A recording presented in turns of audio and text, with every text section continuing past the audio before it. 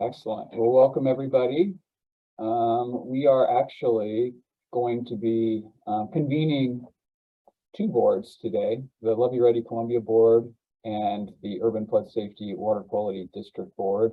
Largely, they're made up of the same members, but we have some business to attend to for the Levee Ready Columbia. And I think just for procedural clarity, I think we're going to call the Levee Ready Columbia Board to order first and take care of their business, and then we will adjourn that meeting and call the Urban Flood Safety Water Quality District Board to order right after that. So with that, Wendy, can we do roll call for the Levee Ready? I'm going to officially call to order the Levee Ready Columbia Board for our March 1st meeting. Wendy, can we do roll call? Yes, Nancy Hendrickson. Here. Steve Fancher. Here. Eric Mueller. Here. Dave Ripma. Ashton Simpson indicated he was not able to make it. Lori Stegman, I think also cannot make it. Oh, here comes Dave.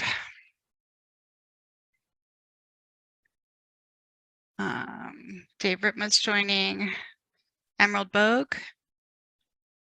Do not see Emerald. Corky Collier. Here. James Allison. Here. Mary Helen Kincaid. Here.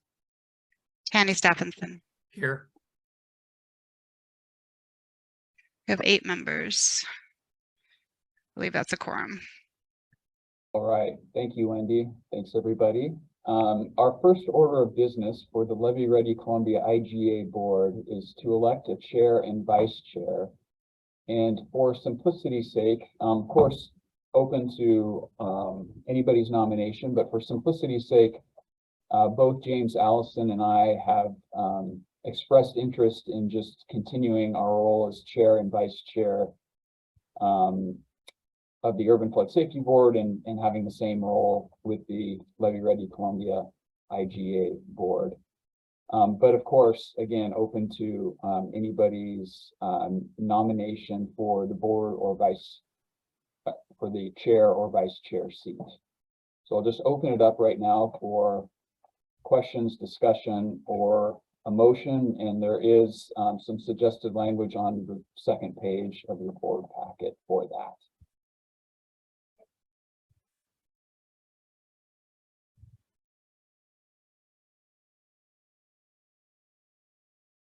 I'm trying to get to the language. I see that Nancy offered to second both of them. I presume she does not want to initiate it. So I'll do that. This is Corky.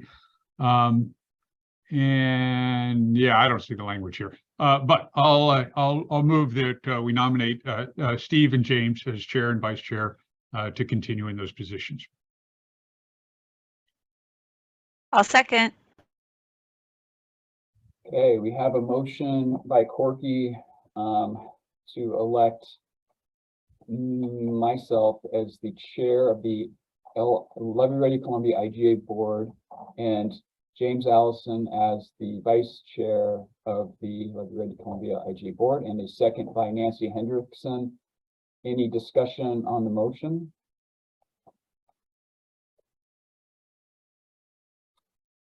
Hearing none, should we do a roll call vote on this or a voice vote? Okay.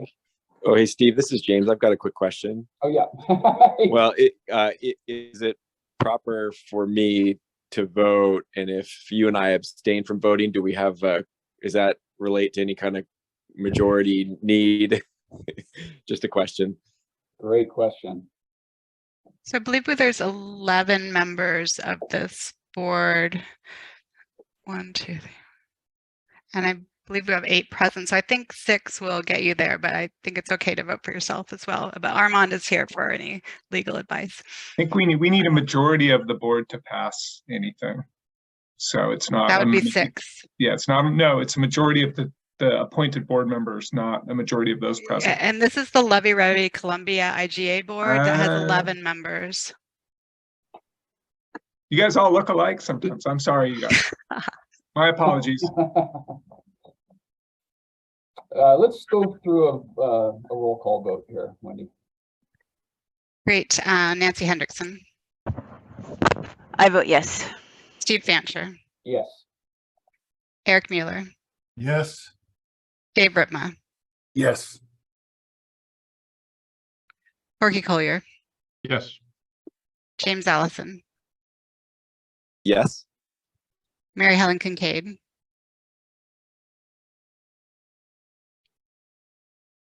you with us, Mary Helen? Can you hear me now? I'm having, Yes. okay, yes. Hanny Stephenson, Yes. it's 8 yeses. Motion passes. Excellent. Thank you all. I think our second order of business for the Levee Ready Columbia IGA board is to review and pass the minutes from our November 2022 and February 2023 meetings. Those are included starting on page 3 of the board packet.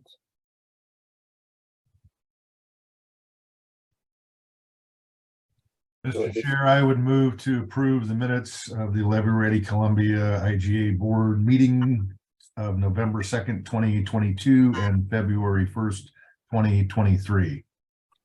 Thank And you, I'll Eric. second that. So we have a motion to approve the minutes of the 2 reference meetings by Eric Mueller, a second by Corky Collier. Any discussion on the motion? Hearing none, let's do a voice vote. All those in favor, please signify by saying aye. Aye. Aye. Aye. Aye. Those opposed, same sign. Hearing none, the motion carries unanimously. Thank you all. And up next, again, starting on page 7 of the board packet is our budget referral for the year. And I'm just going to flip down to that page. Hold on one second.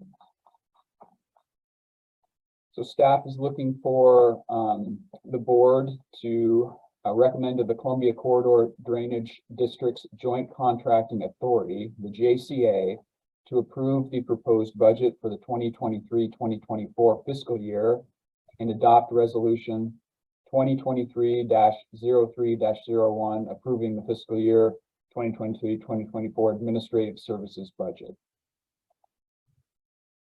I didn't ask, is there, Lori, is there any presentation by staff on this, or are we just moving directly to contemplate a motion? We're just moving directly. Colin and I did present the budget the last time that we met, and we're here to answer any questions if anyone has any questions about that budget. Otherwise, it would be at this point that we would ask that you consider referring that budget forward to the JCA board for their final approval. Thank you, Lori. Questions, Nancy? I would just like to make a comment that as I was looking over the minutes, I was reminded of what you presented last time.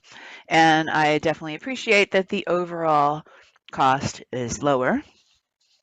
And that's all I have to say.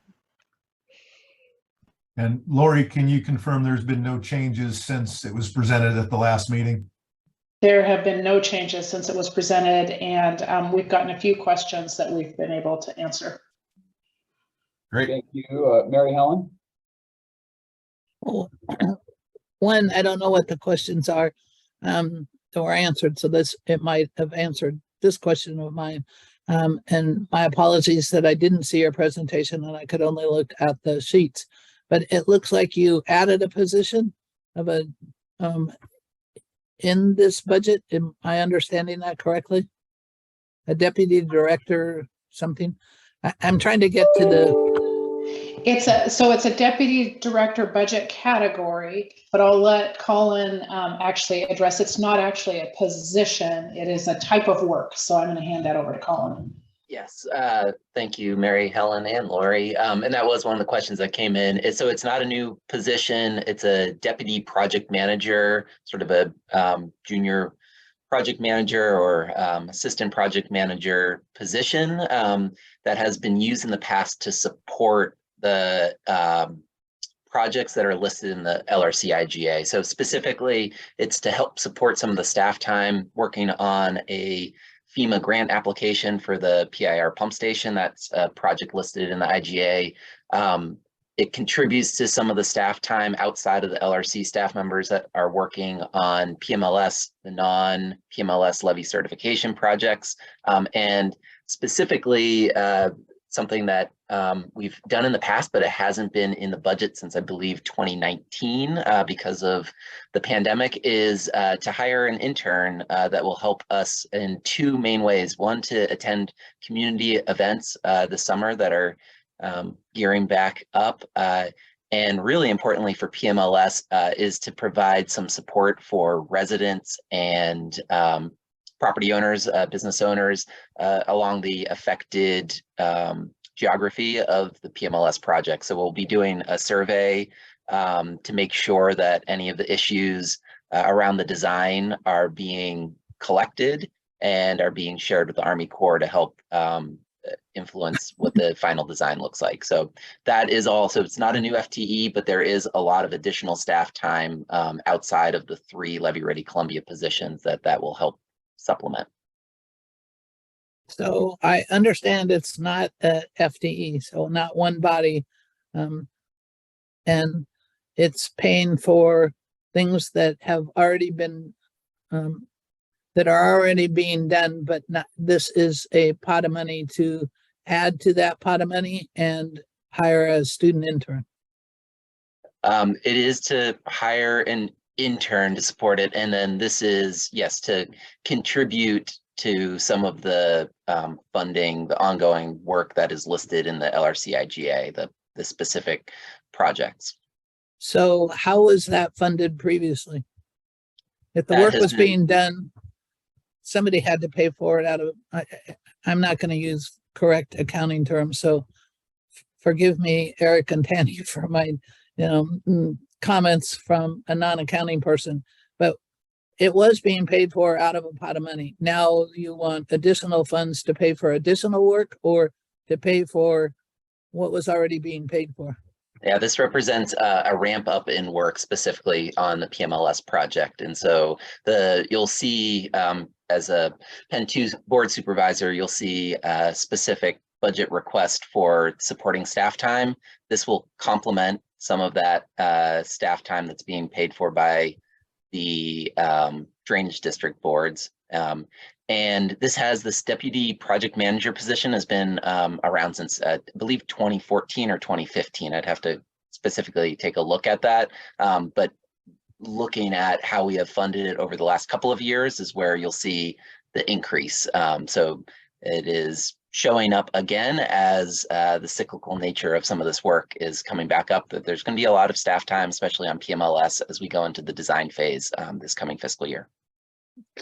So maybe I'm mincing words here, but you just said this position, but then in the previous explanation, you said multiple positions.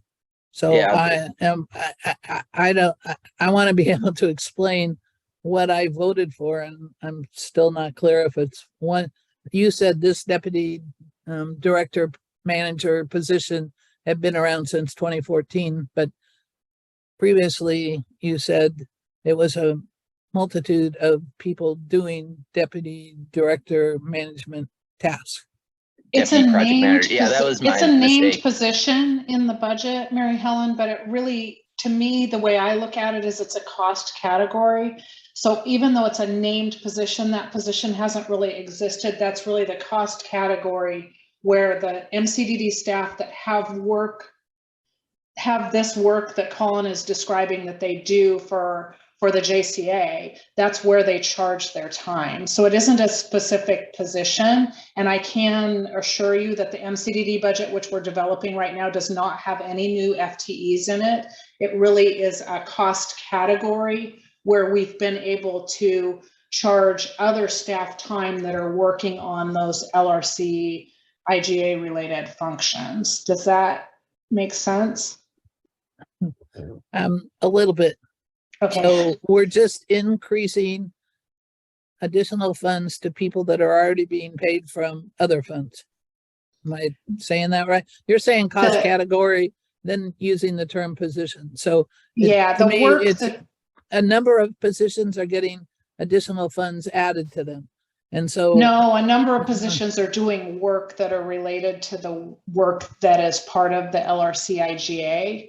So it's just, it's still MCDD staff and it's existing staff. It's just that the work that they're doing is shifting to these activities for fiscal 24. And so it's the funding of that time that they'll be spending. okay, I won't take up any more time. It still doesn't make sense to me, but maybe somebody else has other questions or clarifications. So Questions, discussion? If not, I'd entertain a motion. Dave, do you have a question? No. Mr. Chair, I would move adoption of LRC IGA Board Resolution 2023-0301, approving the fiscal year 23-24 administrative expenses budget. Thank you, Eric. We have a motion from Eric Mueller. Do I have a second? I'll second. We have a motion on the table by Eric Mueller, second by Nancy Hendrickson, to adopt resolution 2023-03-01, approving the fiscal year 2023-2024 administrative services budget. Any discussion, further discussion on the motion?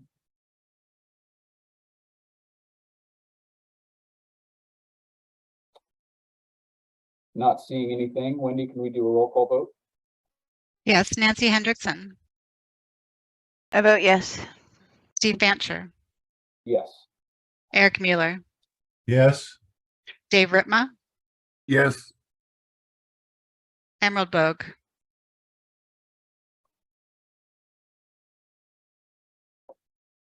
oh, I didn't hear you, Emerald. Okay, we're not getting your voice through, but I see your mouth moving. It seems to be yes. Corky Collier, Yes. James Allison, Yes. Mary Helen Kincaid, I'm going to abstain because I don't truly understand. And so I don't know how to vote. So I'll abstain from voting. thank you, Tanny Stephenson, Couldn't hear that, Tanny. Oh, sorry. Yes. we have 7 yeses, the motion passes. Thank you, Wendy. And I believe that officially concludes the business that we have today for the Levee Ready Columbia IGA board. So unless anybody has any further discussion or questions, we're gonna move to close that board meeting and go into the next. Any discussion, questions?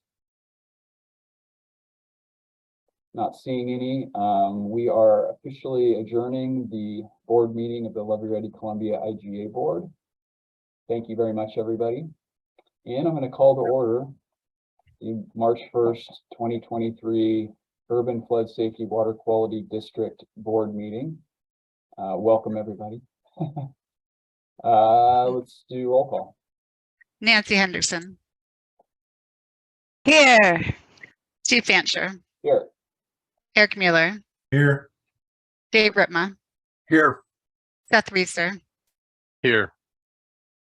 Ashton Simpson indicated he could not attend. Lori Stegman is also not able to attend. Emerald Bogue is having some audio issues.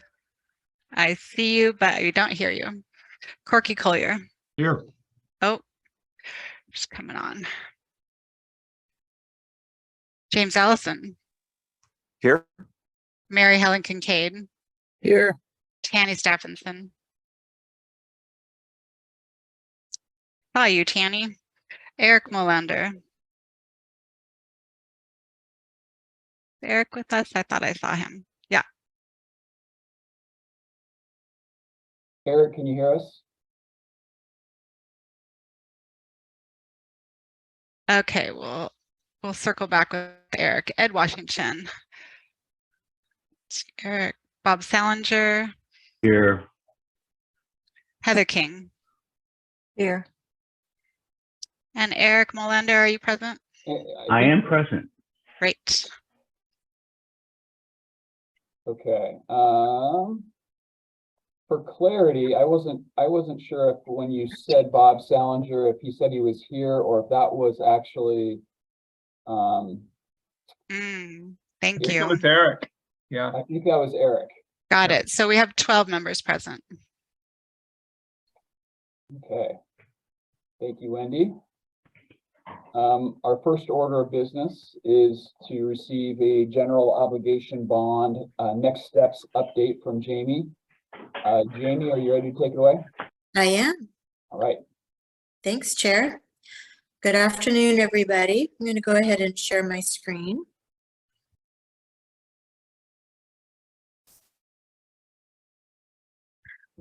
So as I mentioned at the last meeting, we're going to be coming to you every meeting with GeoBond updates.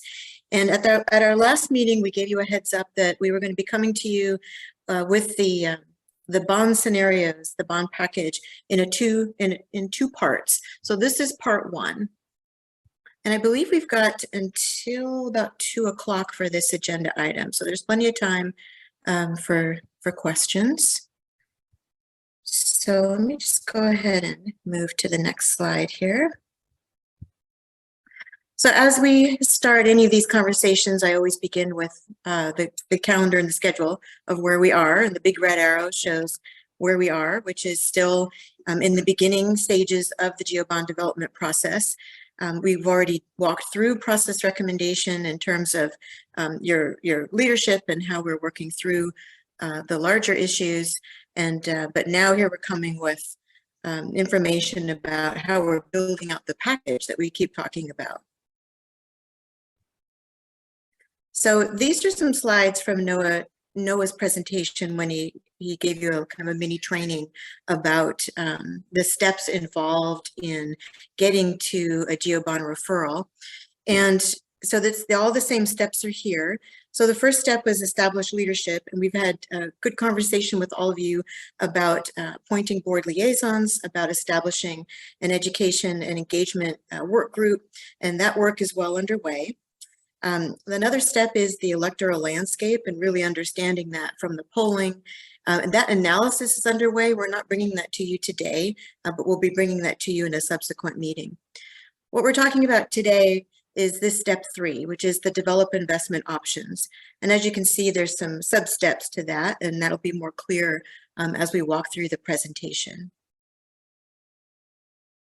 And again, this is a slide from Noah's presentation, and I highlighted this, the words "a package." We keep talking with you about, we're going to be developing this package for you to consider, but we haven't talked with you about what goes into that package, how we develop that package, and the steps involved in that package.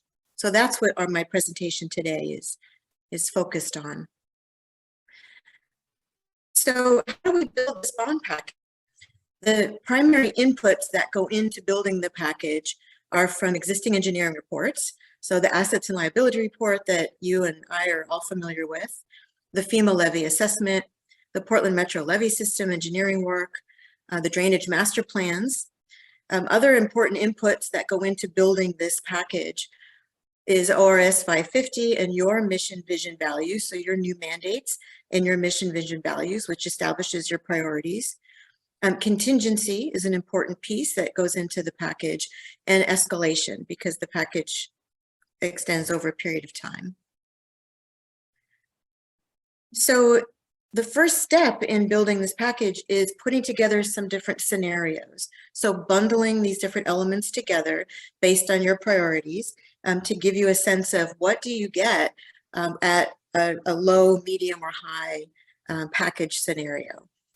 And so the scenarios are built around your priorities that are in the mission vision values. They are built around system risk. So greatest risk is addressed earliest. They're based on asset condition and performance from the assets and liabilities work that we did. So we know what needs to be attended to sooner than later And so all of those inputs are part of building this package. You've been hearing a number of 150 million. It's been bounced around. You've heard other numbers. There are several scenarios that your staff is putting together, and they range from 150 million to 250 million. And given these are planning level estimates, they're assumed a 20-year levy, and they're within the current interest rate environment, which we know is a high interest rate environment. So another consideration that's important to keep in mind is that what we keep referring to as willingness to pay. And so there's this intersection between what you know you need to fund and what the public is willing to support. And we get to that intersection by doing polling, by doing focus groups, by understanding, you know, where the public is at, by working with our partner agencies and organizations to understand what other bonds might be they might be letting. So we have a better sense of the whole environment.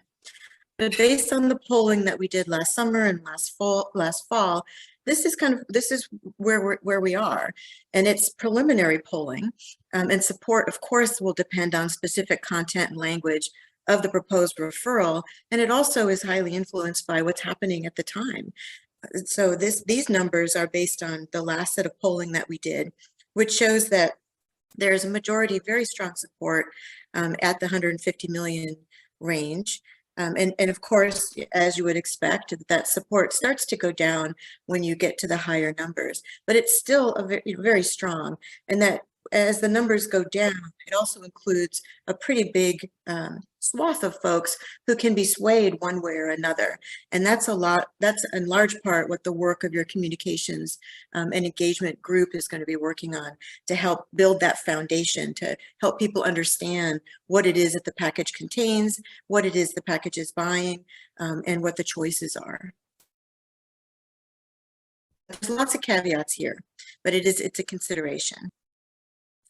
So what are the outcomes? Some of the things that you've all been asking is, what does this GeoBond buy us? And at a high level, it's managing flood risk by number one goal. It is the Portland Metro Levee System local share funding that we have been talking about for several years, and that you have, as the districts are supporting that. It's the levee system upgrades to modern standards, because we know that we don't meet the current standards. It's comprehensive flood safety system to manage localized flooding. And we're seeing more increases in that. And by the grace of God, we didn't get the atmospheric river that California got in the last couple months, but that could be us. It improves emergency response preparedness and system resiliency. And it also helps to address your new mandates around environmental equity, climate change, cultural history advances, all within the context of flood risk management. And this last bullet is really important as well, which is guided by bond counsel and financial accounting rules to ensure bond eligible projects. So to make sure that what is in the package are bond eligible. The other piece we really want to make sure that you all have a strong understanding about is, what is the board's role in all of this? And this is the board's role related to the package and the package development. So the board has the authority to issue bonds, as you know, and to control the budget. And we, as a steering team and as your consulting team, we realize that we want to make sure that you would know that you have many opportunities to influence this. One opportunity is defining the overall bond package. That's what we're getting into now. Over this next few board meetings, we're going to be coming to you with more and more detail around that, and so that you can decide what it is that you want to bring out to the public for further input. You'll take that public input in, and then you'll decide what to refer. So you have authority to define the overall bond package.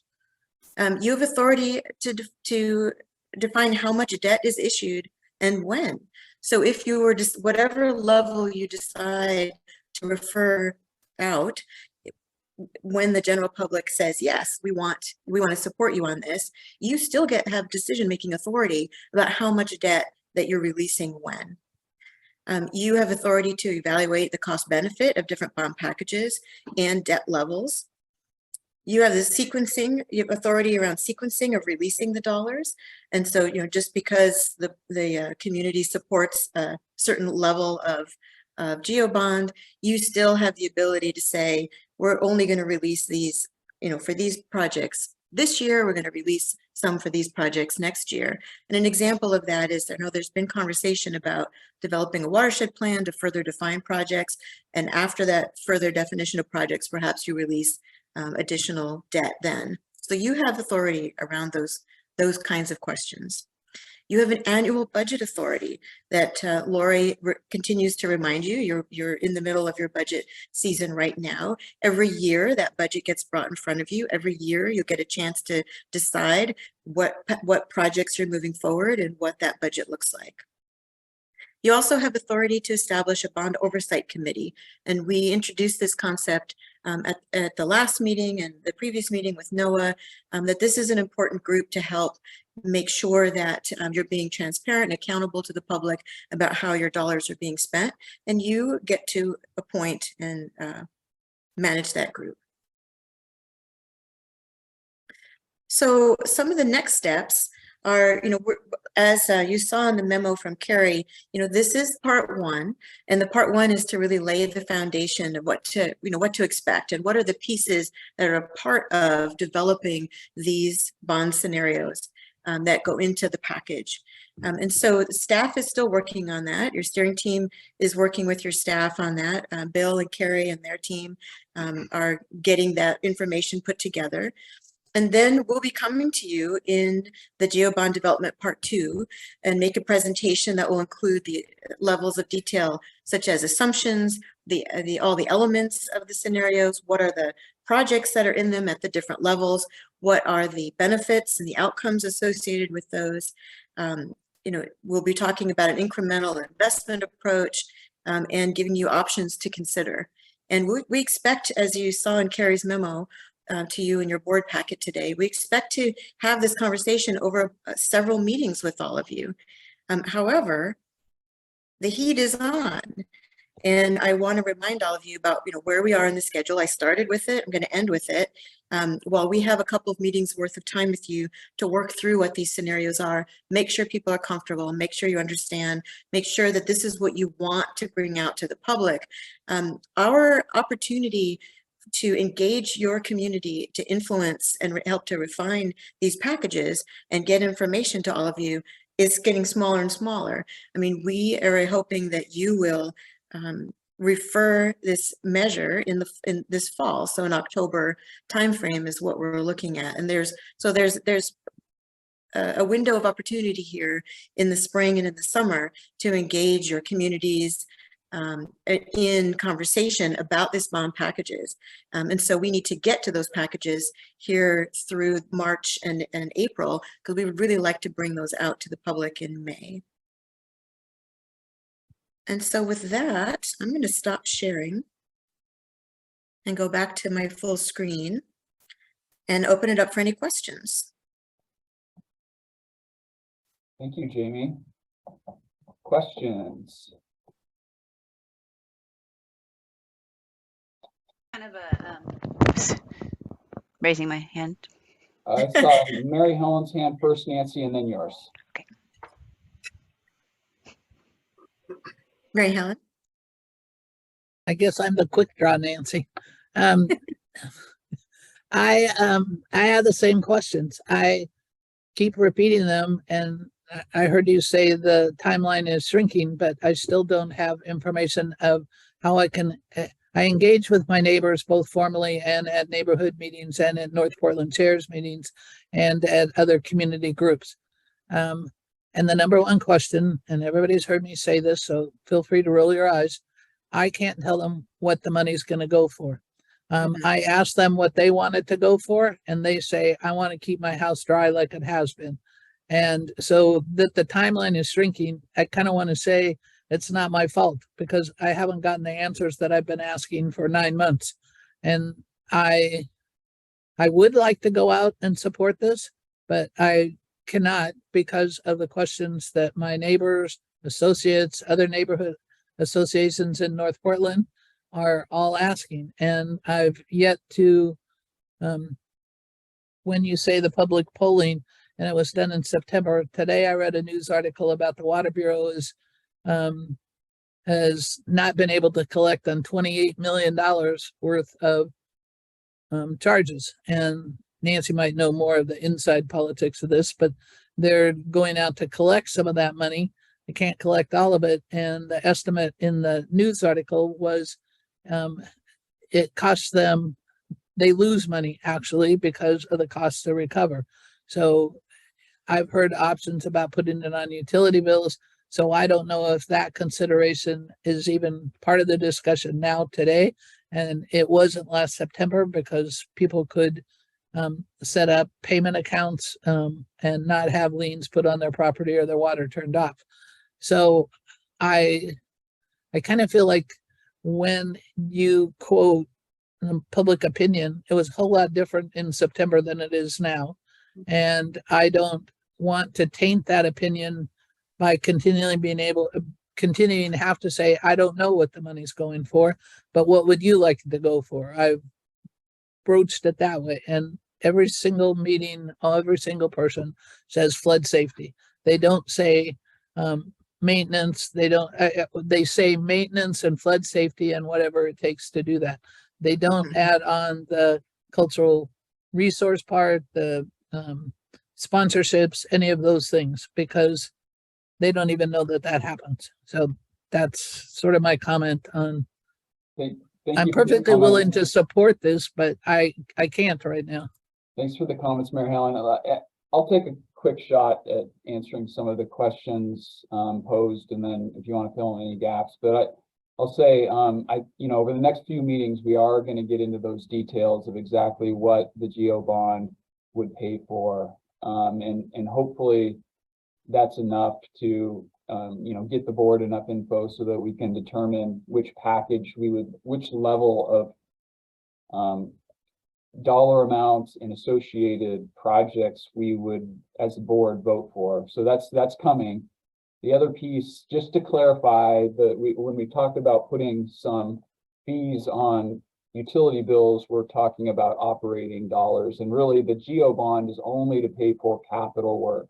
So it can only be used to pay for essentially construction projects, these projects that are needed to certify the levee system, to bring the levee system up with regard to its physical assets to modern standards, catch up on asset management items. Anything capital construction related can go into the GEO bond, but we haven't been talking about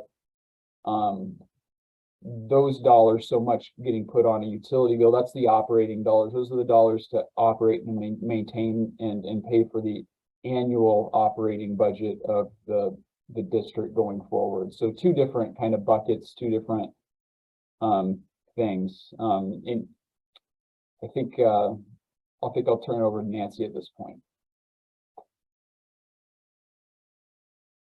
Thanks. So my initial question was, I'm hoping that we get these slides like we did I know we got them after the fact last time, and I'm hoping we'll get that too, because I thought the information you presented was really great, especially in initial slides, and I didn't write down fast enough. So plug for that. And also, Mary Helen, as a fellow board member, I do want to speak to this a little bit because I've done a little soul searching as well. And I think, well, I'll get back to that piece. So generally, in terms of the GEO bond, it is for flood safety. Like, this is the majority of the bond is definitely to help out with our PMLS project, local federal sponsor, so we can leverage Army Corps money. I mean, that's the bulk of it. What we are also doing in the GL bond is the same thing we're doing in operationally, is how we do work in our 100-year business is including some of these extra mandates. And the reason that we're even able to do this, we've included those extra mandates because people outside the floodplain are paying for this. Those two things go together. It's cheaper all around for folks in the floodplain because the entire community will be paying for this GO bond for flood safety. So that's what I mean, at this point, since we don't have details and stuff, that's what we know we're doing. So I would feel comfortable saying that, and I offer that as a fellow board member, I offer that to you. And we'll get into the details in the next few meetings. Tanny and then Corky. Okay, I just had a question regarding kind of the process. We're going to get a look at these scenarios, and then it says they are concepts to be tested with voters and then refined by the board. I would think that we really need to be having this pretty well dialed in, rather than having them come back from the public and then dialing them in, unless I'm reading that wrong. And also too, we're going to need to know what the utility fee piece is going to be, because when we go out and talk about the bond, we've got to talk about that too. Mm-hmm. Yeah, you're right on both of those accounts. So Tanny, over the next few meetings, we're going to bring to you the level of detail that will help to address some of Mary Helen's questions, your questions, a number of board member questions about what exactly is being proposed as a part of these different scenarios. Nothing will go out to the public until you're all comfortable with what you're bringing out. It is pretty standard to do polling around high, medium, low scenarios, for example, and then for you to be able to be very clear about what it is that's in those different packages and what the benefits are, what people get at the different investment levels. And so there's more to come with around that. And I do agree with you that in terms of talking with the public, we do need to have that larger sense of, what is all of this? What is the impact and benefit of the total package? So having the operating revenue information would be helpful as well. So and just a reminder, we're going to talk about the operating revenue piece after, just next in this meeting. Mm-hmm. So we'll get into those details today. Corky.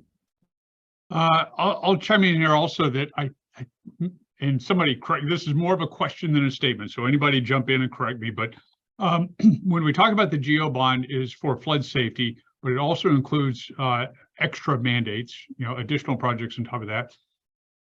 We had a presentation from Hong a little while back talking about how anything additional we do in terms of equity, in terms of environmental enhancement, so forth, needs to be related, particularly in the environmental enhancement, needs to be related to flood safety.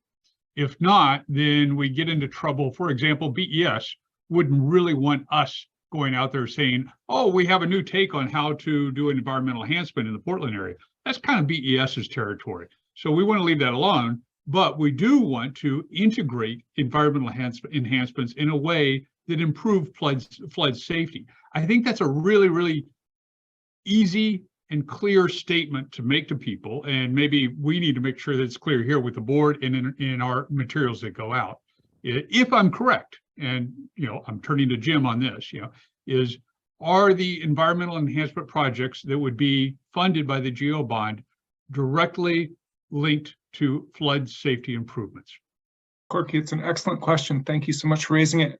Bill, if I could turn to you in this moment and let you talk a little bit about the work you've been doing with Hong and your engineering team and with the planning team on the initial work on the scenarios, that would be great. And if I know you need to take off, so maybe Carrie could jump in. Yeah, I can. I want to make sure that people can hear me first. Yeah, I see here head nods. So the short answer to Corky, to your question is that yes, the work we're starting to pull together includes a variety of different flood control or flood safety projects.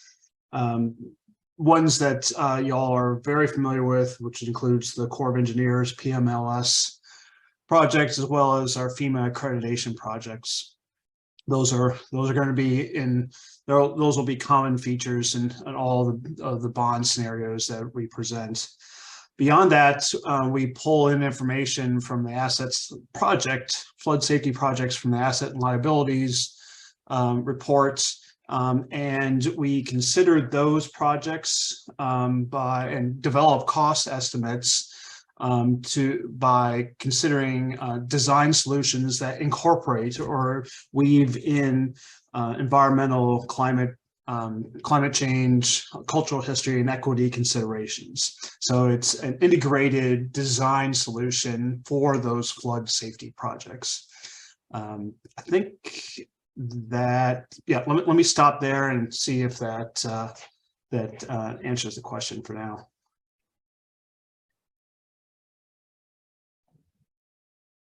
Yes, just to reinforce, we're working really hard to keep that legal framework in mind at every step of the way, from just the planning phases through to starting to think about negotiating easements. Basically, at every step, we're very aware of the statutory priorities and also attempting to balance all the competing interests here. But at the end of the day, our flood safety engineer is going to be making some important determinations to present to you about the flood safety benefit that needs to come from these investments. I hope that helps, and if it doesn't, I want to assure you there'll be more opportunities for the board to discuss this topic. And I regret that it's taking us time to pull these numbers together. I know you're anxious to see them. Between the legacy budgets and everything, we're pedaling as fast as we can to get you the detail, but we want it to be right. So you'll see more soon, and we'll take the time we need to make you comfortable with what we're proposing. Thanks, I really appreciate these questions. And thanks, Bill. To me, that was very helpful. And I heard a key term, integrated, in there. And I think that's consistent with the work that Nancy and Eric and I have been doing as the group to look at guiding principles. It felt very similar to the way we were discussing it just in our group as well. So thank you. Questions, comments? This is an important topic, and obviously more details to come. And we talked about providing some examples, concrete examples of, and Bill's working on those in real time on his side.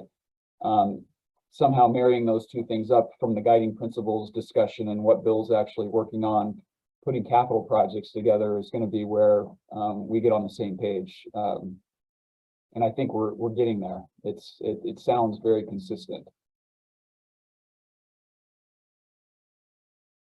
It might be useful for all of you to go back to the website. Maybe, Wendy, we could send the link out, at least initially, since at least staff is proposing. Again, you guys are in charge of the decisions, but the FEMA projects and PMLS projects have some really nice presentation materials, some maps that show where on the ground they go, and some icons, whether they're pump station improvements or drainage improvements or levee improvements. Again, no decisions have been made, but it does start to remind you of the projects that are already very clearly articulated and identified, and where the board, I think, is going to spend the bulk of its time is probably on the margins of that.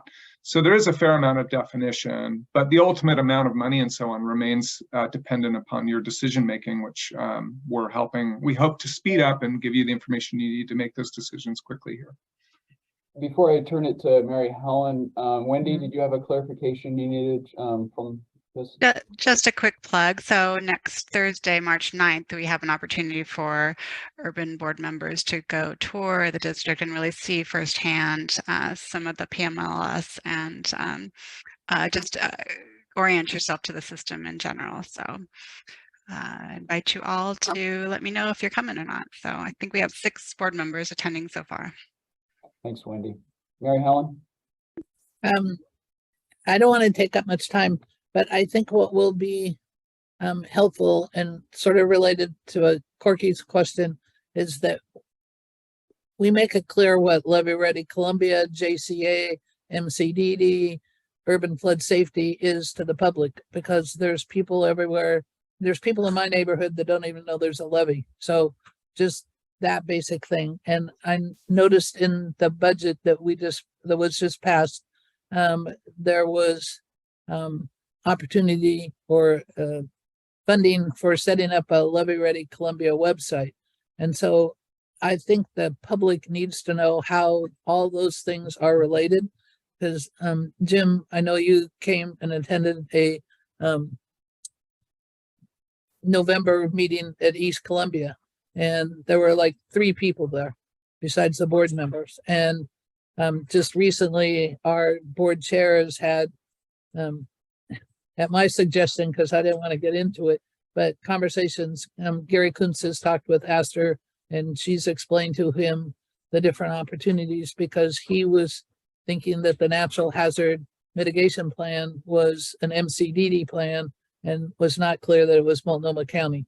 So how we convey those concepts that are complicated, and I'll say some of them are to me, to the general public who doesn't know that there's a levee that they drive on every day, or employees that work in, what is it? I don't know how many businesses in the Columbia corridor, Corky, but how we convey that is going to be really important to the success of the GEO bond and for our neighbors to get that knowledge. So I think we need to start at a really basic point and not use acronyms, and also what all those acronyms do and how they're interrelated. And so, Chair Fancher, if I can. Yeah. So Mary Helen, we've been talking a lot over the last couple meetings about the Flood Safe Columbia River initiative, which is the umbrella for all the work that you're talking about, and that the key messages that we talked about at the last couple of meetings starts to bring together in one simple way how we're describing what the need is, what the risk is, and somewhat of who's involved in that. And so we are working to simplify that. I'll turn it to Astor, because I know that Astor has been on the front lines of this as well. We have the website for Flood Safe Columbia River initiative is being launched here within the next week. And then there's a whole communications and outreach program that we're working together with Astor to help to promote that, to build that foundational understanding. So here very soon, you'll have the tools that you need to talk with your community about what all of this means, as well as the numbers from the discussions that we'll be having with all of you as a board, that Bill and his team is putting together about what this all buys and what the benefits are to the community. So we're just right there, really, really close. And I appreciate, Mary Helen, you continuing to raise these important questions, because you are in the community and people are asking you these questions because you're a board member. And so we want to equip all of you with the information that you need to be able to be successful messengers, out in your community as well. So Astor, I don't know if there's anything you want to add. Yeah, Mary Helen, and all of you, of course, know that there are a lot of different entities working on this effort. And just in my experience talking to the public about, all the different 4 legacy districts and JCA and urban flood safety water quality districts, people's eyes start to glaze over when you throw in all these different entities. So really what Flood Safe Columbia River is trying to do is pull everything together and talk less about, the 4 drainage districts and this new district and the JCA, and more about what the collective investment is and what the collective risk, what the collective benefits are and risks for not making those investments. So we're trying to take a unified approach in how we talk about it. Thanks, Astor. Eric. So Steve, correct me if I'm wrong, but what we're really looking at in the $150 million is about 60 million out of which would be the local share of the 154 for PMLS, and about 70 million or so for the FEMA certification projects. And the other $20 million is really for cost overruns and contingencies that we can't foresee. There could be an environmental cleanup that we don't know about yet. We don't think that there is, but so order of magnitude, 60 for PMLS, 70 for FEMA, and then the rest is to be determined. But when I see a number of 250 or $100 million higher than that, that's where I start to get concerned, because I just either we've got a severe under budgeting for PMLS or something else going on. So quite frankly, the 250 number is, I have no idea where it came from. Yeah, and I'm sure we'll get into that. I think, and Bill and Jim can probably elaborate a little bit. I think it's dependent on the degree of kind of asset management projects that get included, how much infrastructure replacement gets added to the bond. Those projects get very expensive very quickly. And then there's the other considerations for some other projects kind of on that periphery that we're going to get into as a board. But Bill, Jim, do you guys want to clarify the numbers that Eric put out there for general categories of bond expenditures? I guess the main thing I want to say is we're working really hard to bring you a more detailed articulation of these different possibilities. Eric, I think you've done an excellent job categorizing the costs that you've identified. I think the wild card that we need to do more work with all of you about is the remainder of the assets and liabilities report. There are a range of needs that are identified in that project that span well beyond the FEMA and PMLS projects. Bill, maybe you could just give a quick highlight, but I know we're working really hard to try and pull this information together in a consistent and fairly rigorous way for the board's consideration. So thank you for these questions. They're on the money. You guys are doing your job. Appreciate it. Bill, do you want to highlight some of the differences between the PMLS and FEMA and what might be presented to the board in a few weeks? Yeah, I'll spend just a moment or two about that.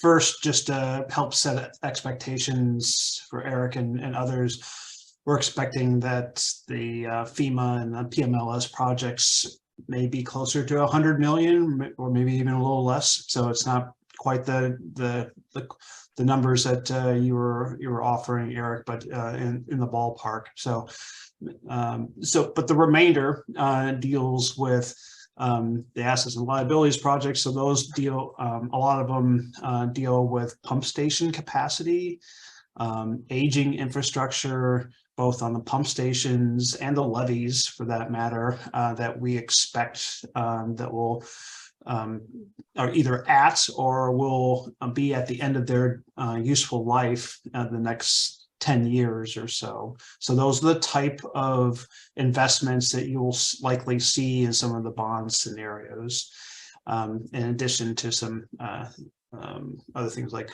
administration costs and so forth. So, but those details will be forthcoming. So I hope that's helpful without just in general, without getting into too many details. Eric, was that helpful? Okay, thank you. Questions, comments before we get into the operating or the revenue, options update? One last expression of gratitude for your patience as we try and pull the numbers together for you guys in a way that's helpful. Thank you. Thanks for these questions. Okay. Thank you, Jamie. Thanks, staff.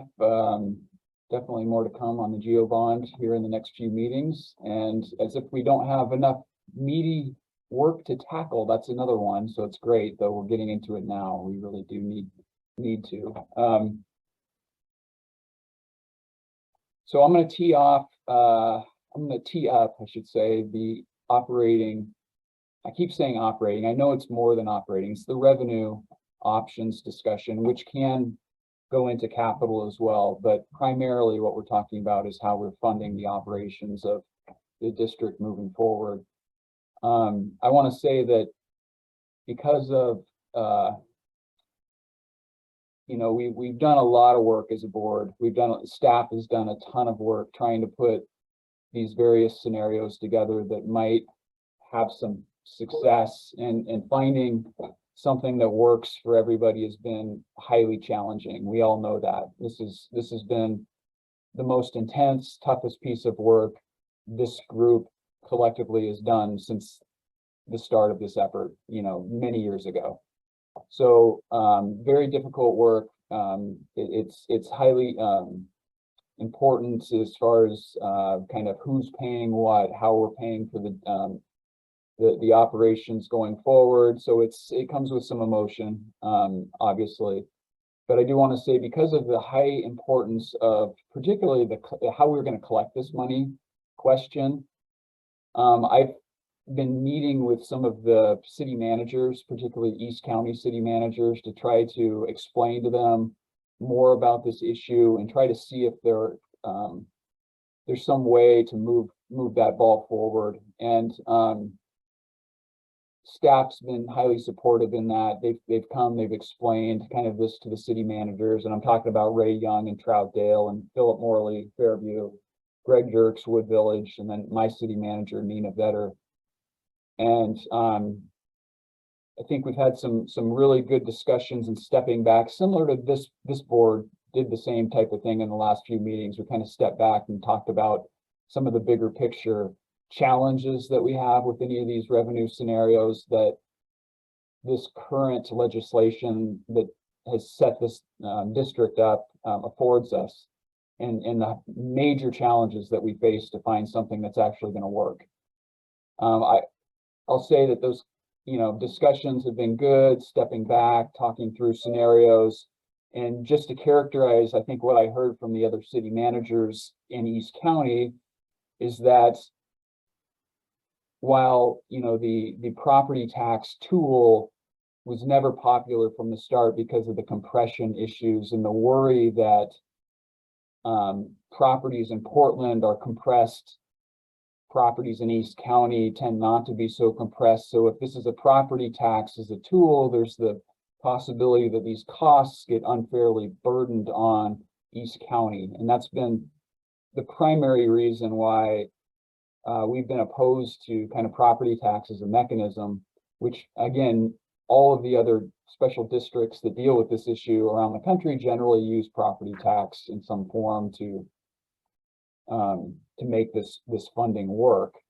And I would say, to characterize kind of where they were at, is as long as we can find a creative solution to the compression issue, and there are ideas out there on how to deal with that going back to something that does lean on a property tax isn't maybe the end of the world. It's not something that they're not willing as a starting place to talk about. And of course, they don't necessarily, well, they try. We always try to represent our boards. They, obviously don't represent each of the city's boards in that. But their assessment of where their boards would be was that, this is a conversation we could have. We could go back to the legislature if we are united as a board here in that discussion. That's something that we could do. We could go back to the legislature and have some level of success in opening up different tools to our revenue collection toolbox. So I just wanted to throw that out there just to give you an update of what I've heard from the East County city managers. And I'll turn it over to Colin to kind of give the more general update from here on out and answer any questions. Thanks. Steve, if I could just emphasize one additional point that I heard loud and clear, and I'm hearing it from all of you on this board, is that the other aspect of agreement on any revenue mechanism involves the total spend, both on the capital side and the operating side. And I think it's fair to characterize the East County position as we're not there yet. So I just want to not leave any misimpression that they didn't elevate that issue on behalf of their cities. Thank you. Our response is always, it's too expensive. That's our first response to everything. So I just want to, no different here. We thought it was too expensive, but exactly right, Jim. Colin? Thanks, Steve, and thanks, Jim. So at our last meeting, we presented some of this, discussion, which was really around that what the Legislative Assembly gave us as far as authorities was worked on with the board, with the staff, and with consultants, as well as other stakeholders. And we were pursuing how to set up a service fee to fund all of this. And you all are quite familiar with a lot of the cost issues associated with that. And during the last meeting, we also reviewed some of the technical and legal issues as well. And really where we've come to is that pursuing the service fee option is unworkable.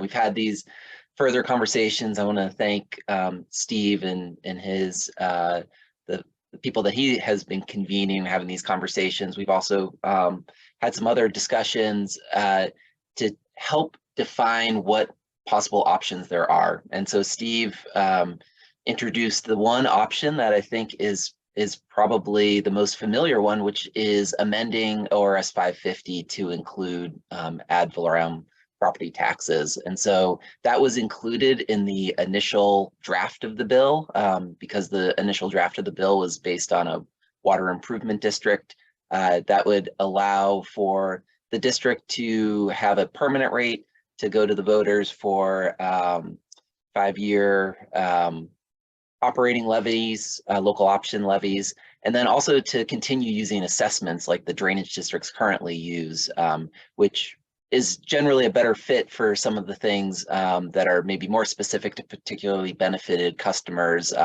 as far as acreage and impervious surface around some of the stormwater benefits, while the permanent rate might be better for some of the benefits around maybe the kind of common good provided by the levee system where you can't use more or less flood safety. So that is one thing that we are continuing to do a little bit more technical and legal review, but we definitely need to have the board's discussion and really focus on some of the political needs around that. What we do want to provide you is a little bit more detail just on what Steve had mentioned around the compression issue.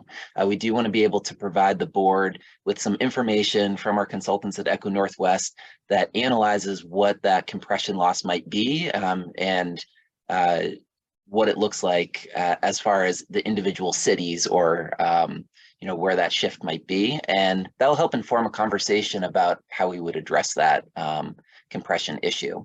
So we have some more work to do, but we do want to have that sort of as a topic to be brought to this board as far as an option that would address this issue around just how expensive it is to the individual property owners, the ratepayers, to use something like a service fee.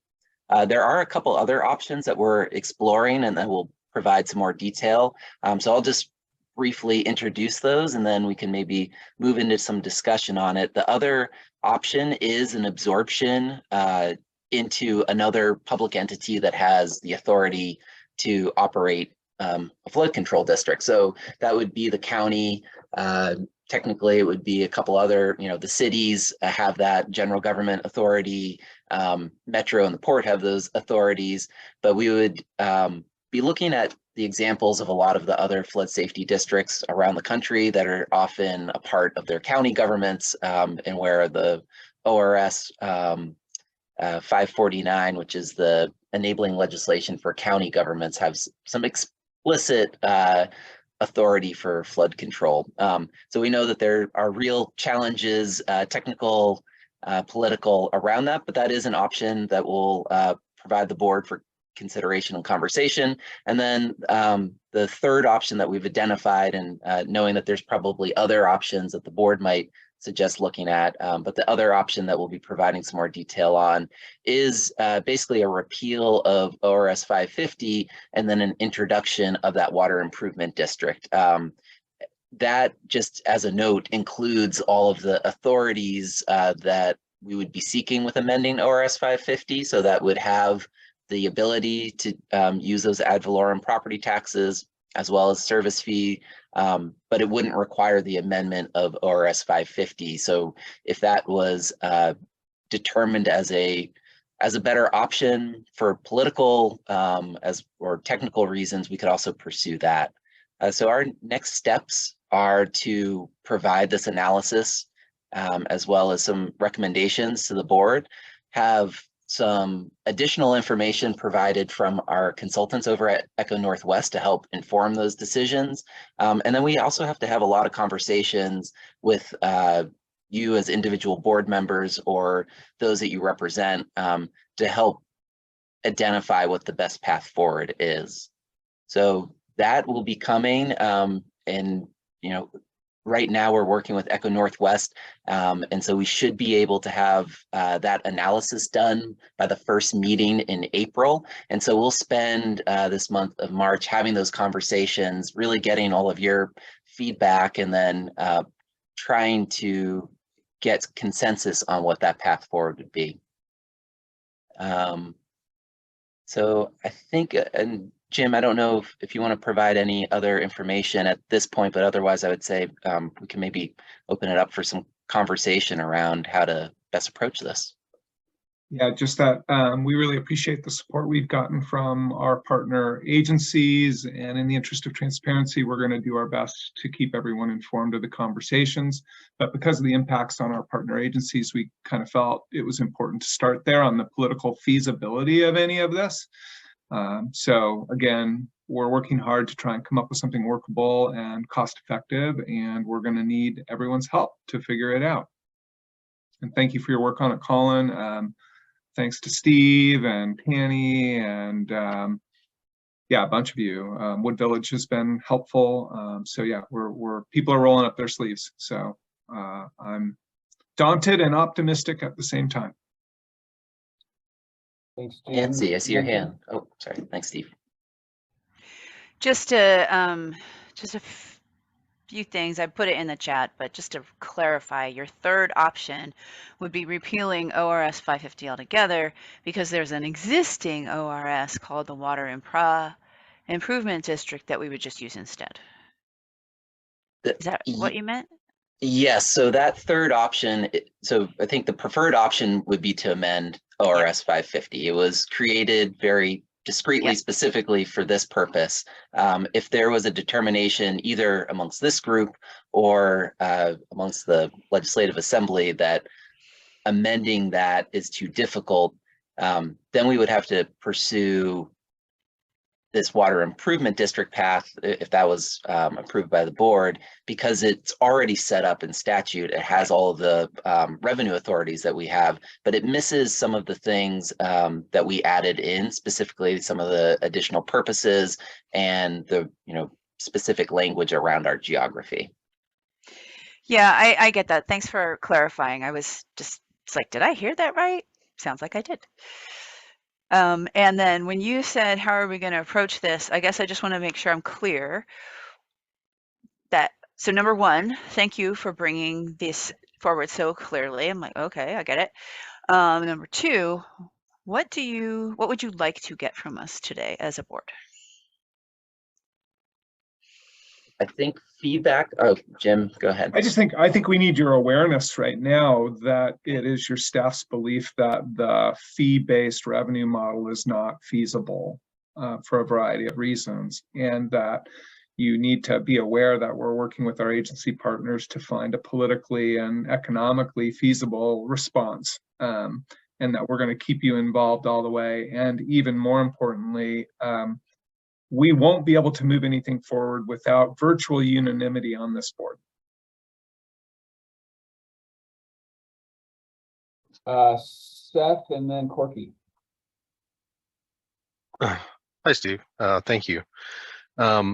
Just as kind of as a follow-up, I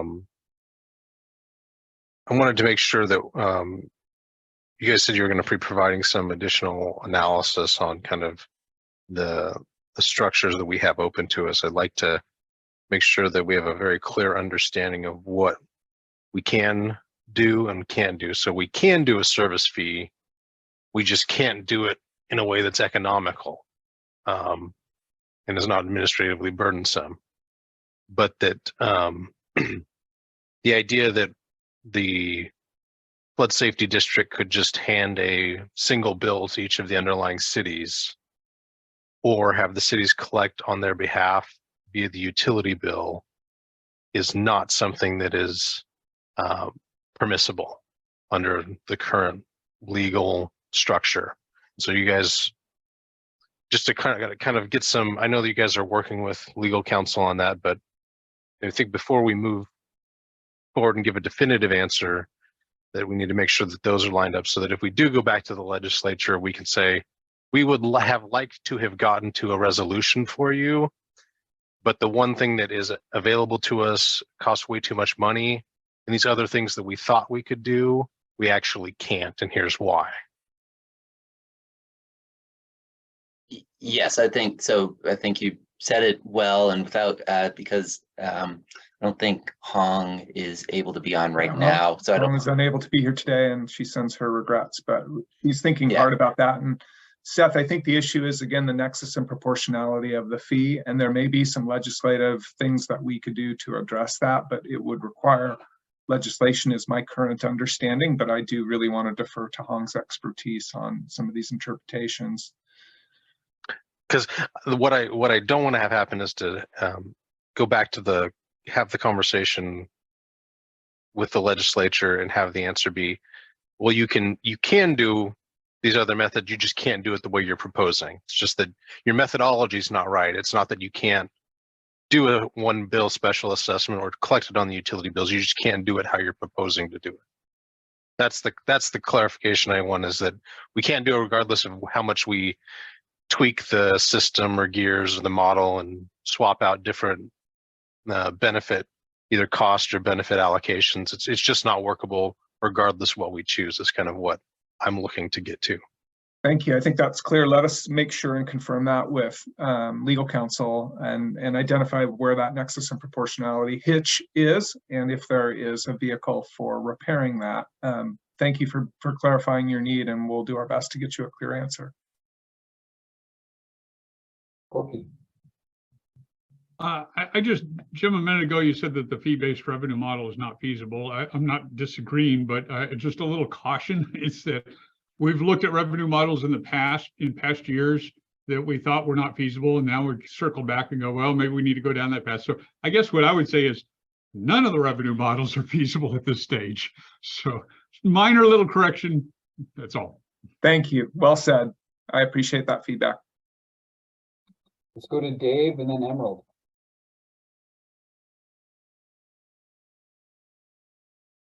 Yeah, thank you. This whole idea of this district was sold as being fee-based for operations with a geo bond at the beginning. And the reason is property taxes are not a fair and sensible way to pay for operations. And you can't set up a special district or do some other tweak like that. It isn't going to fix the problem. And so you haven't convinced me that fee-based can't be done. You just haven't figured out a way to do it. Anyway, if I sound a little angry, I am. I didn't even want us to look at property taxes from the beginning. And I pleaded with this board to drop it from even considering it, because I was afraid that it's familiar to the staff.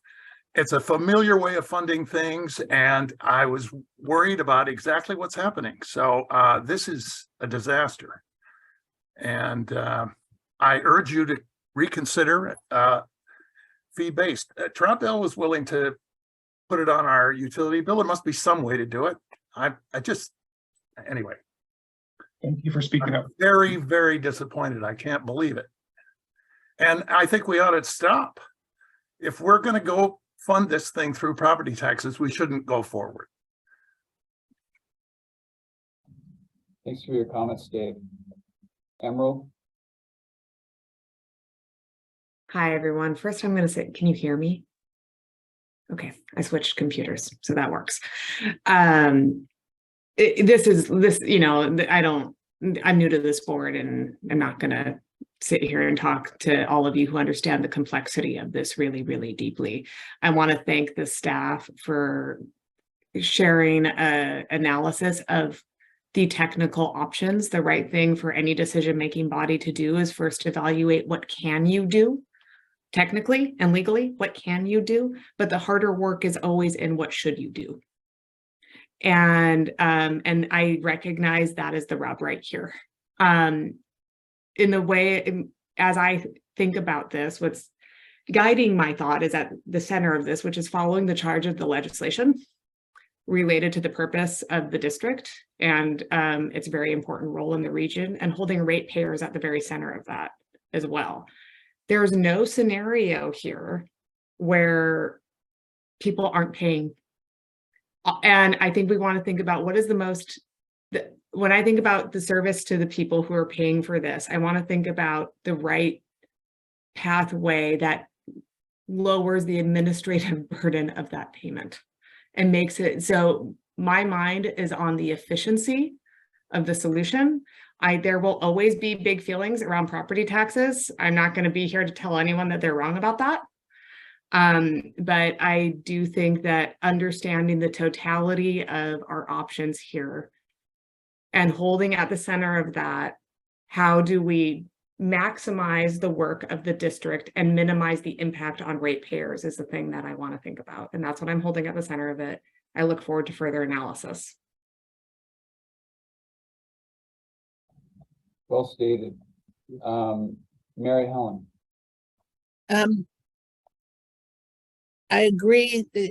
I guess I don't know, anger is the word, but just kind of frustration, because I came into this Pen 2 and the conversation had already sort of started with urban flood safety, and I never understood why property taxes were being used. I'll go back to, I just didn't understand a lot of things, but it is frustrating that we spent all this time and money and now found out that it isn't going to work. And I don't want to go down that road again or be a part of an entity that does. And so Emerald's saying you have to balance what, and if I misquote you, Emerald, I'm sorry, but you have to figure out what you can do and what you should do. And those two need to balance, because that the should do is going to be what's going to get public support. And how we do that needs, I believe, more careful thought. I feel like we just sort of got on a sled and snowball or whatever and ran downhill really fast. And now we're at the bottom and have to pull the sled back uphill, start over and figure something out. And I don't know how this will be presented to the public. I guess the only saving grace, and is that nobody much knows anything about what we do. It shows up that people don't attend landowners meetings, that they don't understand the complexity. So that might be the saving grace that I've said needs to happen more of, is people need to know what we do. Might be the saving grace that they don't know what we did do, and so that we can change our message of how we're going to operate and pay for and charge people and use their money. So I hope this next round 2, will be of a better success at being able to do what we should do. Thank you, Mary Helen. I want to say really quickly that we're trying to find the right answer. We're gonna work together. We're gonna get there. I think Jim said it, that the chances of any one solution moving forward and being the solution without this board's almost unanimous concurrence is pretty low, especially the property tax route.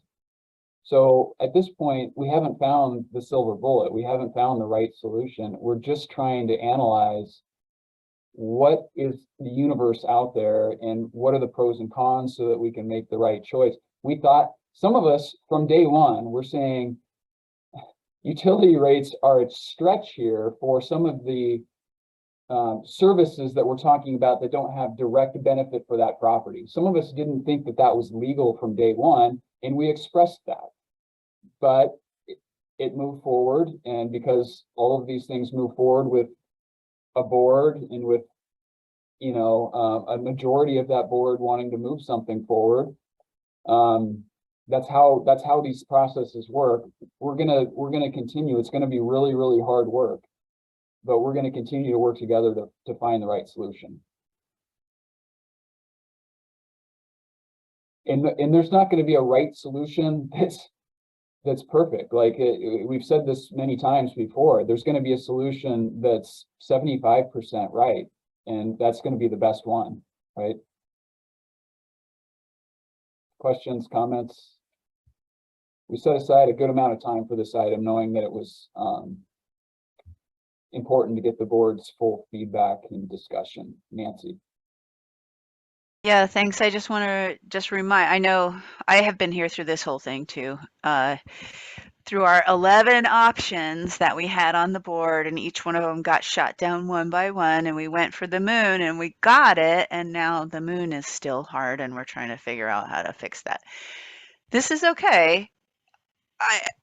But you know, the alternative to, you know, if we just throw up our hands and say, forget it, we're not doing it, that alternative is even less workable than coming up with a solution that will work. So I'm committed to moving forward with this. I think that the legislation we currently have, if we are able to find a way to solve the financial problem like amend or whatever, I think it was pretty landmark legislation in looking at the whole business.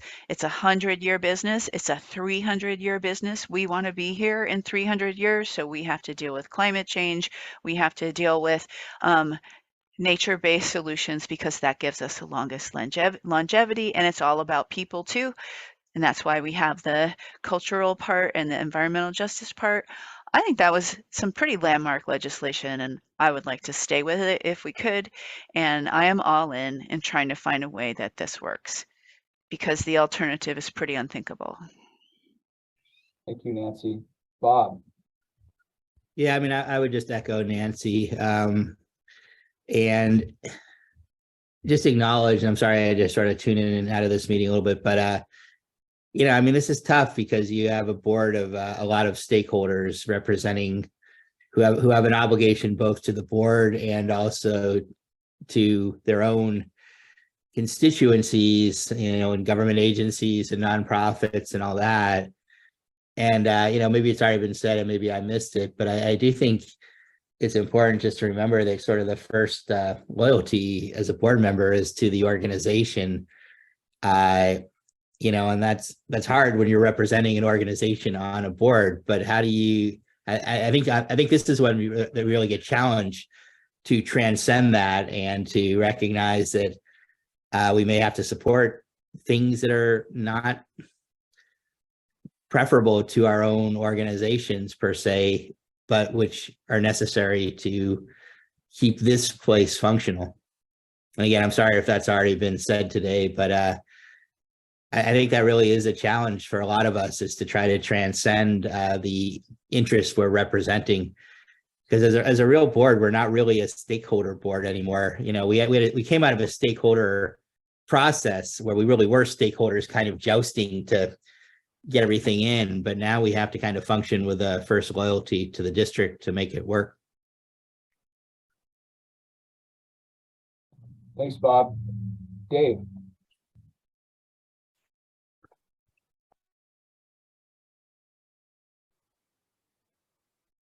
I think thinking that this has to go forward with operations funded by property taxes is doable. It's just let each district levy their own taxes. Anyway, setting up this district in a way that causes Troutdale and other East County entities to have to pay for more than Portland, for example, because of compression, which is something we're not going to be able to fix, is, well, that's unthinkable. And it's easy for Portlanders to say, oh, come on, let's all just sacrifice a little bit. But I'm sorry, I represent Troutdale and the Sandy District area, and it is outrageous that you're saying, why don't you guys suck it up and pay more than and we'll pay less, and there'll be a shortfall, and that'll increase the rates, And the whole thing becomes even more unfair, and there's no fix for it by funding it with property taxes. I cannot believe you can't do service fee. I realize you've been kind of leaning that way, going that way, but I mean, it just is incomprehensible to me that you can't come up with a service fee that is both modest so that nobody, you know, originally when this was sold, folks, it was like $15 a year for everybody in the county. And some in the managed district might pay more, but it was going to be very modest and non-controversial. Anyway, I realize that well, anyway, this idea that we should all suck it up and just make a sacrifice when it's completely unfair to the entity that I represent, and you know, basically subsidizing the largest entity in the with the most needs and the most shortfall in infrastructure and so on, and probably the most operating costs in the long run is well, folks, you'd do the same thing. You'd be saying what I'm saying. Dave, let me clarify. Do it that way. Dave, let me clarify something. In the discussions with Ray Young and the other city managers, is that they didn't disagree with you at all.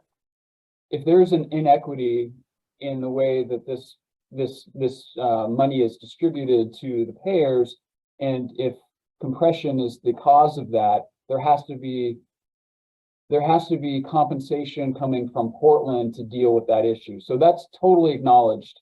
And there were some good ideas that were floated between the city managers for how that could be done, so that an analysis is done to see how much compression affects the cities, what's the projection for how that could be worse over time, how can we compensate for that by having Portland pay for other elements of this so that East County doesn't have to. That's all part of the discussion. There's no way that this is going to move forward if there is a compression effect that affects East County disproportionately to Portland. I just want to put that out there, that those concerns, those fears that you're raising are legitimate. They're shared by everybody out there, and there's no way that something will move ahead unless there's a solution that everyone agrees on.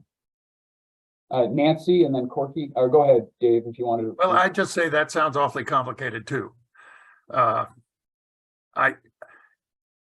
Maybe you need to try to sell me on this, on why a fee is impossible. I guess I'm not convinced. And making Portland chip in something, that sounds very complicated and not a good long-term fix. But anyway, okay, I've had my say. I appreciate it. More to come.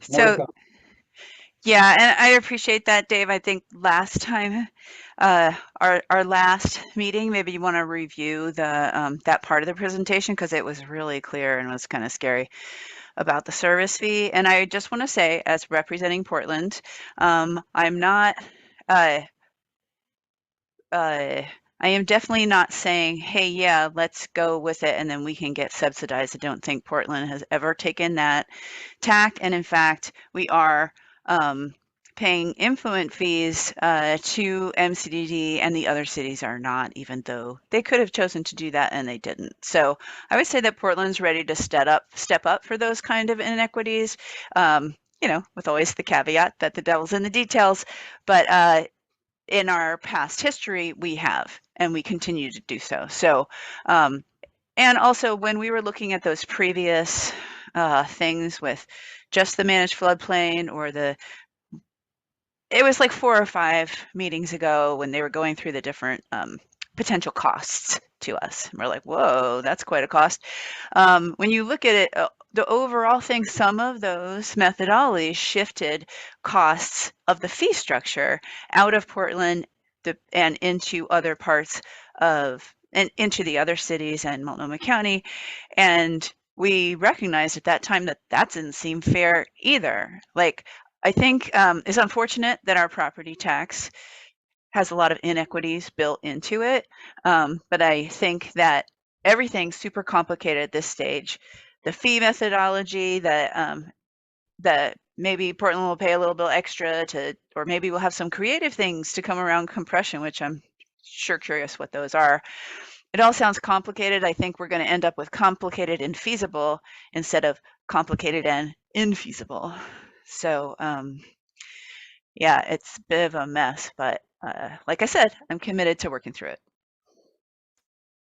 Thanks, Nancy. Corky? Yeah, just a little observation here, because what I fear a little bit that maybe we're starting to kind of break into camps, from what I'm hearing. But we really shouldn't be, because what I hear everybody saying is there's problems with this income structure, and there's problems with this other income structure, and these are big problems. There are problems all the way around. I don't know how we're going to get to a solution. I think it is going to be extremely complicated. But what I do hear everybody saying is the inequities that we're looking at are not acceptable, which I really completely agree with. That's why we threw out the property tax at the very beginning, because we said, my God, look at the compression issue. That's inequitable. We cannot do that. Now we're facing other problems with the fee structure. So what I hear everybody saying is we've got to really take on these problems of inequities, and that brings us together, is my little reminder. And then in the background of all this, just to darken the mood a little bit more, is the city, the county, we've got a track record of being horrible, absolutely horrible at creating new taxes or new fees or whatever you want to call it. So we got our work cut out for us, but let's keep focusing on the fact that none of us want to do this in a way that brings forward those inequities that we're observing.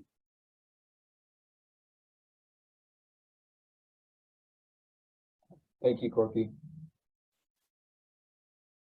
Steve, I can offer, so as far as staff's next steps, the board needs to have more information on the compression issue. The board needs to also see what those options are with some of the analysis and detail.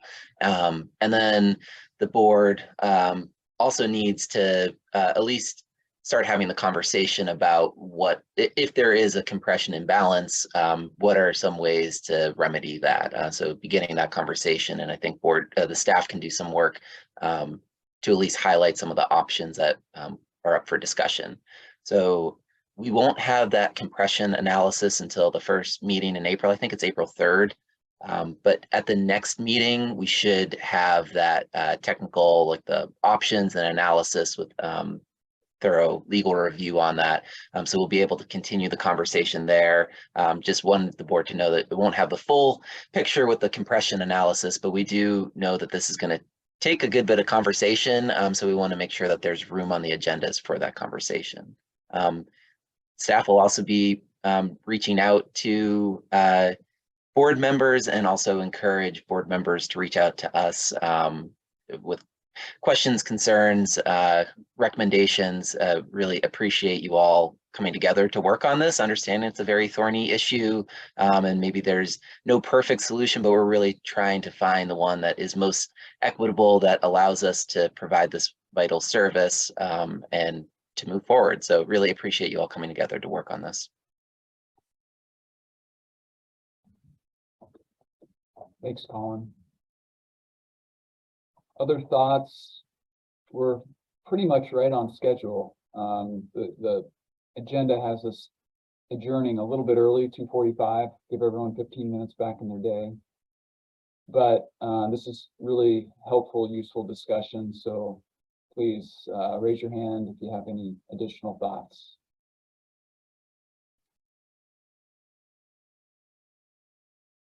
We've had enough for the day. Nope, Tanny hasn't.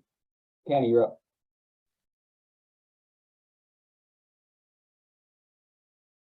You're Are on you going to mute. be able to have some scenarios for properties this time?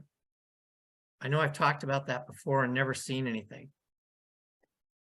Yes, so that analysis will be similar to what you had in November with the individual analysis for property typologies. It's not a property by property assessment, but it would be based on property type, similar to what you received in November for the service fee option. And so we'll be providing that for the property tax, and there is on the back end of that, there's actually the ability probably to have a little bit more fine-grained work. We got feedback when we discussed that in November that there needed to be more information on sort of the publicly owned parcels, and so we already added in large publicly owned built up or impervious surface type parcels, as well as large publicly owned permeable surfaces. So for example, something that maybe the port owns versus say PIR Heron Lakes.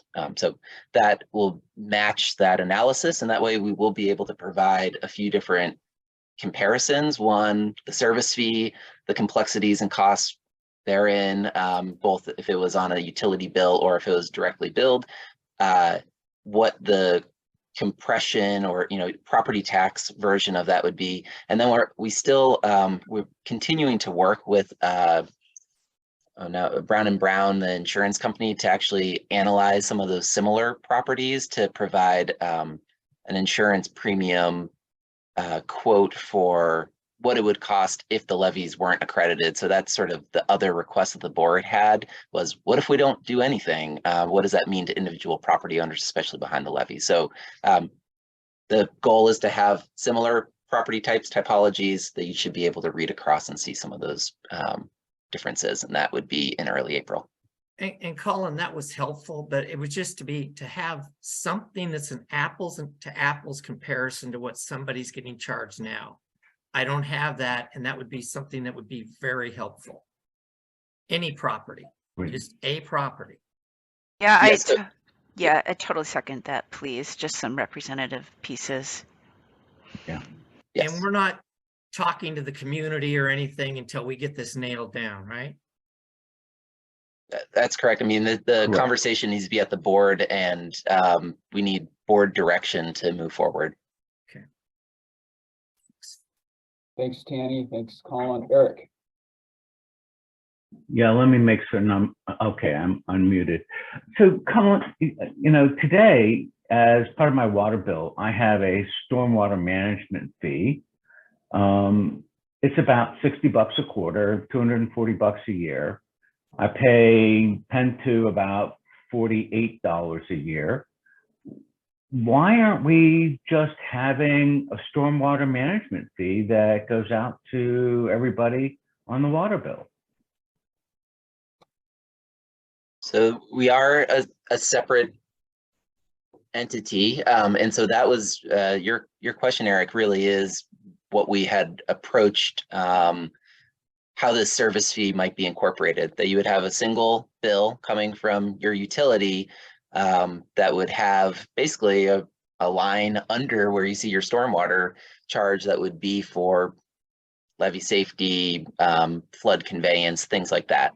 And that really is, that's exactly the sort of two types of discussions that we were having about how we would actually implement the service fee. And so we've presented about the conversations that we've had with the different cities and updated on really the technical and legal requirements around the nexus and proportionality.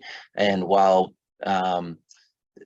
we have found that there are some really major technical hurdles, even things that seemingly as simple as software programming, having different rates and different bases, being able to update or change those things, or even be able to send bills that might be over, say, $1,000. All those things have been highlighted as major technical hurdles. And then the legal hurdle really is around the full district charge, which we've discussed with Echo Northwest. And that one was around the nexus and proportionality. You can't send one bill to the cities where they can either put it as an offsite or common charge. However, it shows up, if you take a look at your utility bill, you'll see that there's a common charge on there or offsite. It would have to be directly, the nexus would have to be to the direct property. And so that was also a major hurdle as we've discuss this with the different cities. So you're spot on, Eric, that was the concept that we were pursuing, and that we have come across a number of legal and technical hurdles in trying to implement that.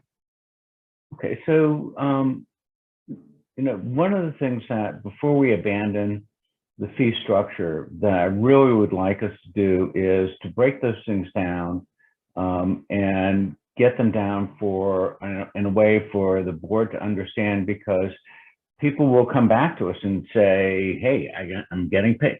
I pay a stormwater fee today, why is that so different? And let's just sort of figure out whose software it is and which of the cities is not jumping on board with this. And if it's a matter of APIs change, well, yeah, but the software industry has solved that problem before. And just knowing that it's a problem that's out there says, okay, then this is the problem that we have to solve. I think that's a great suggestion, and it should be recorded. Yeah, because it's the APIs, it's incongruent rates, it is ability to bill over $1,000, and then there's nexus proportionality and sort of legal complications. So having that down for the board to have, thank you for that suggestion. Thank you. Okay. Any other questions, comments? We're coming up on time. All right, everybody, this has been a good discussion. Again, we're in the heat of it. This is the intensity of the work that's been building for many years. We're in it. We need to continue to work together to get through it. And we will. So have a good, actually, I have one more thing to announce. I'm sorry. We have a board vacancy for kind of business representation for businesses within the managed floodplain. And we had a candidate that we were looking at moving forward, and he has informed us that circumstances have come up and he cannot entertain being on the board. So I want to let everybody know that we still have that vacancy, and please be on the lookout for somebody that may be able to fill it, and be nice to get the board rounded out. So if you have any ideas, please bring them to the next meeting. Please have discussions. We've been trying to fill the seat for a little while now. It's a difficult one, but any assistance you can provide would be much appreciated. Okay. Any other business to come before the board? Eric, did you have a question? No. Okay, we are. Oh. Sorry, it's me. I was just wanted to plug that board training as far as ethics and roles and responsibilities of public board members. Wendy sent out an invitation earlier today. So if you can please plan to attend if possible. We'll be either here or online. It's going to be offered hybrid. And if you have specific questions or topics that you'd like addressed, you can get a hold of me ahead of time and I can make sure that those are addressed that day. So thank you so much. Thanks, Emily. Any other announcements, staff or board members? I have one small piece of happy news. In early January, I sent out a notice, or Wendy sent out a note to the board about us having a construction authorization in the Water Resources Development Act of 2022, as well as the appropriation for the design phase of the PMLS, the Portland Metro Levee System Study with the Army Corps. And a happy bit of news is that funding from the federal government has arrived at the Portland District Office on Monday morning. And so you'll be getting some more updates, as well as the legacy boards, who are the non-federal sponsors on the project. We'll be getting some more updates, but just wanted to share that happy news. We'll be rolling into that design phase pretty soon here. So thanks for all your support on that work. Excellent. Thanks, Colin. Great work, staff. Any other announcements? Hearing none, we are officially adjourned. See you all next time.